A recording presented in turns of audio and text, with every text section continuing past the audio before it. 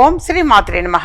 ఇప్పుడు తెలియజేసే అంశము పోయిన ధనము తిరిగి రావాలి అనంటే, సహజంగా పోయిన ధనము అనంటే కొంతమందిని నమ్మి అప్పు ఇవ్వటం అనేది జరుగుతుంది, లేదా వడ్డీకి ఇవ్వటం జరుగుతుంది, లేదా దేనికైనా అడ్వాన్స్గా అని చెప్పేసి ఇస్తారు కొంతమంది. ఇచ్చిన తర్వాత అవతల వ్యక్తులు సరే ఏదో సందర్భంలో మోసం చేయటం అనేది జరుగుతూ ఉంటుంది. ఈ విధంగా కొన్ని సందర్భాల్లో డబ్బు విషయంలో మోసపోవటం అనేటువంటిది జరుగుతుంది.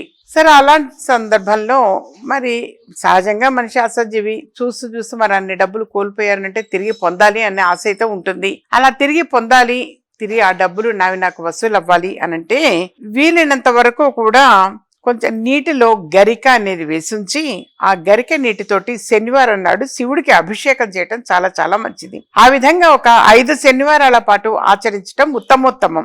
5 శనివారాలు గనక ఈ విధంగా ఆచరించారు అనంటే, అంటే అభిషేకం చేసిన తర్వాత బిల్వదళం సమర్పించాలి. మళ్ళీ మనము బిల్వదళాలు అనేవి కూడా సమర్పించడం చాలా మంచిది. అలా గనక 5 శనివారాల పాటు గనక ఆచరించారు అనంటే పోయినటువంటి ధనము తిరిగి వచ్చే అవకాశం ఎక్కువ ఉంటుంది. దీనితో పాటుగా నేను ఎప్పుడు తెలియచేస్తుంటా మన ఆఫీసులో శ్రీచక్రం అన్న దైవిక వస్తువు గురించి.